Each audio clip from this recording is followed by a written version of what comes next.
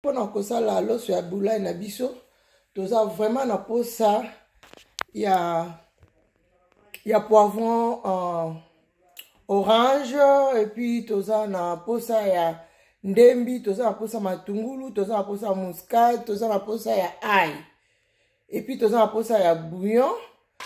Ce que c'est une recette oyo bana baolia très bien, baolia vraiment très bien. Surtout bana biso apote balinga kolia te.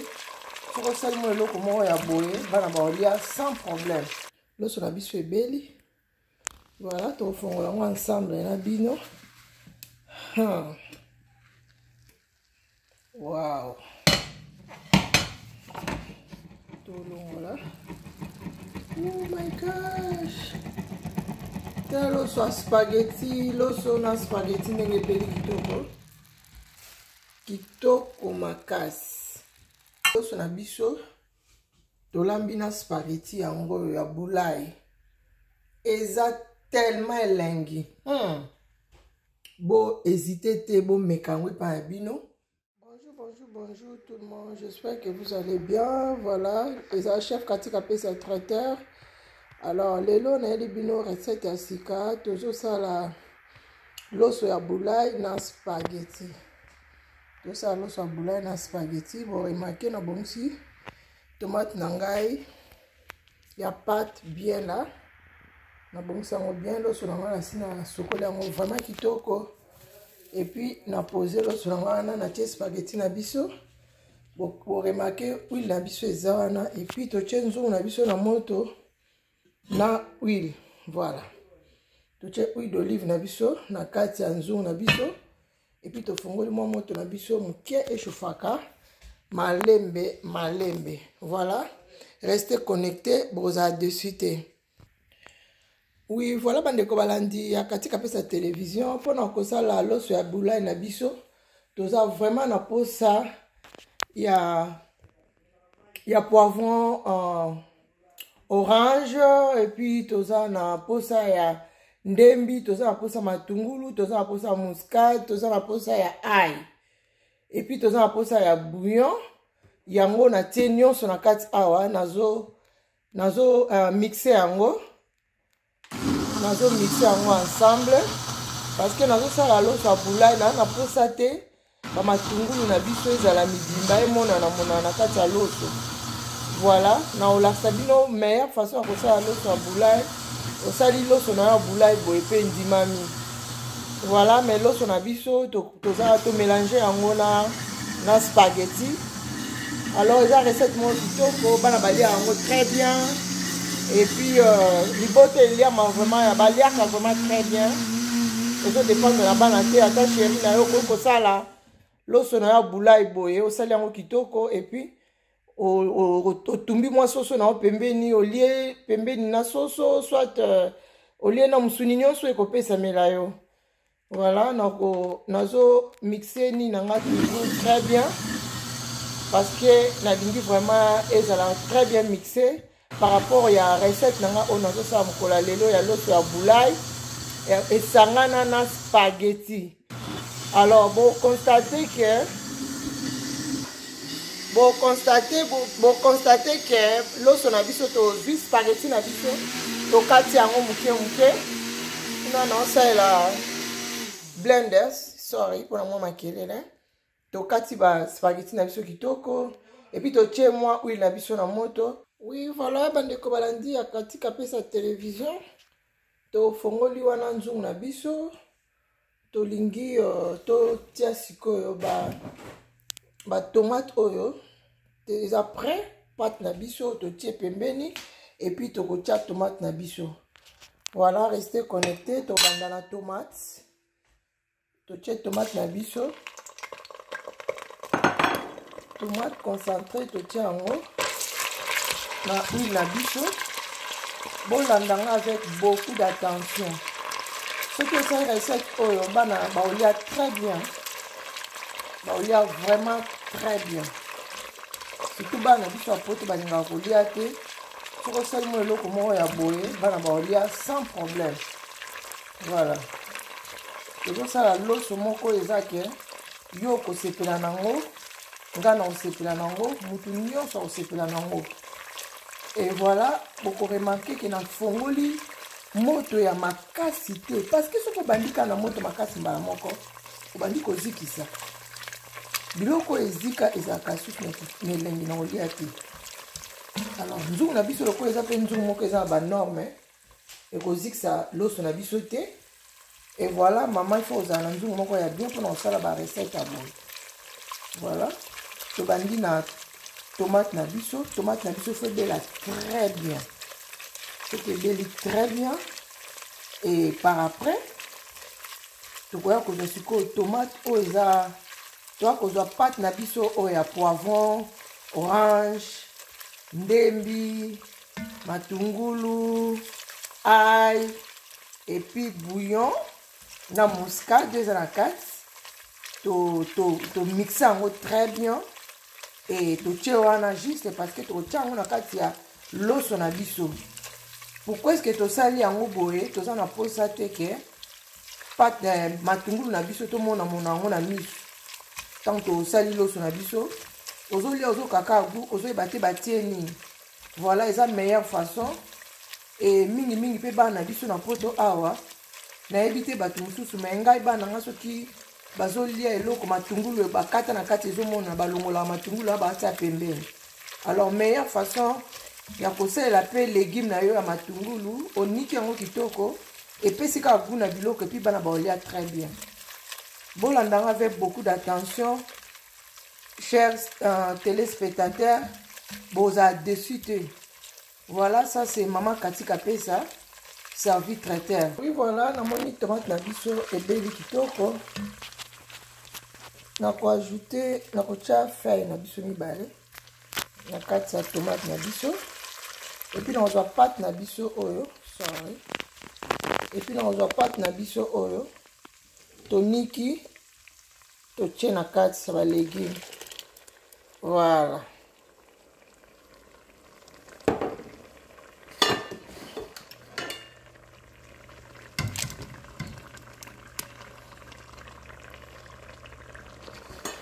Alors, totika ngo etoka makasi et puis ebela très bien.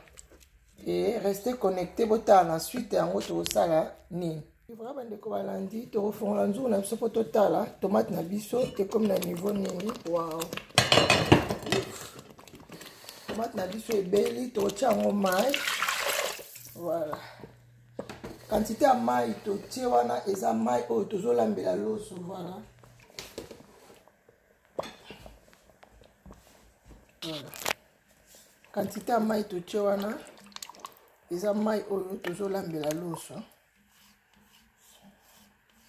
Eza mai oyo tozolambela loso. Voilà.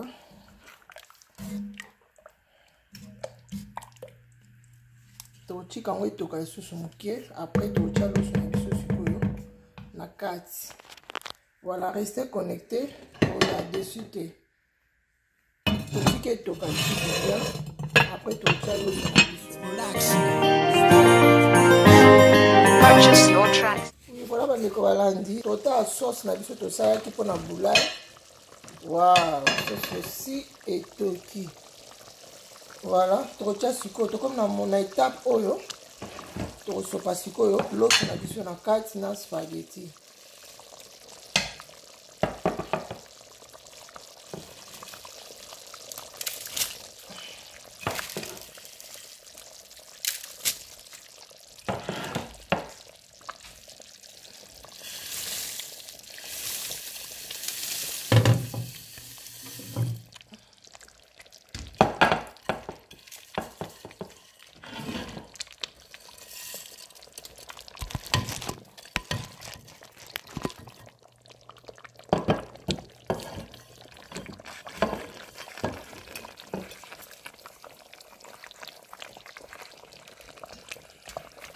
Otika ngo bongo te na uti otia pe mwa mungu moke totika ngo bongo te tokobalola yango tosangisa yango bien et puis tokanga nzungu na biso bien. Restez connectés après boye ba suite ce que zande. Oui, bandeko balandi, bo remarqué que loso na biso eza na moto. Tokomeka ofongola nzungu na biso totala ezokende nde nini. Voilà, totie, c'est-à-dire ndenge ezotoka bo ezotoka na mwa moto moko ya mokie. Kotia moto makasi te parce que ozikisa yango. Et après avoir ndenge ezotoka bo soki mai wana nyonso esili tokobalola yango totala. Soki ekozala mwa makasi tokobakisa mwa mai moko ya mokie. Donc yango bakisa mai ebele mba moko tokobebisa yango. Ndenge ezotoka wana ezokende na otoka malembe. Première étape boye kobela mba moko te. Tokozala na besoin ya mai, mais mai yango tokobakisa ekozala ya grave te. Mukie jusqu'à ce que au moins résultat ya suka epesa biso. Voilà, awa totie biloko nyonso to mixer yango. To mixer yango malamu et puis na mungwa na bouillon totie ensemble. Totie ndembi, totie litungulu, totie muscade et puis totie poivron ya orange. Et voilà que elubu na biso ndenge ezopesa biso wana tobwakaki mpe mwa feuille moke na kati mibale. Alors lentement sirement ezokende maleme kozala pressé te ntango ozolamba loso ya bulai kitsango motema vraiment. Bo remarqué que loso na biso ekolambama kitoko mpe ekobela kitoko, eza vraiment na bainconvénient te. Alors restez connecté pour la suite ya vidéo na biso ya makusa. Oui, bandeko balandi ndeka na hôtel koyebisa bino ke tozobakisa lisusu système moko eza ke tozozipa loso na biso tocouvrir yango sikoyo na chasse na kati ya nzungu.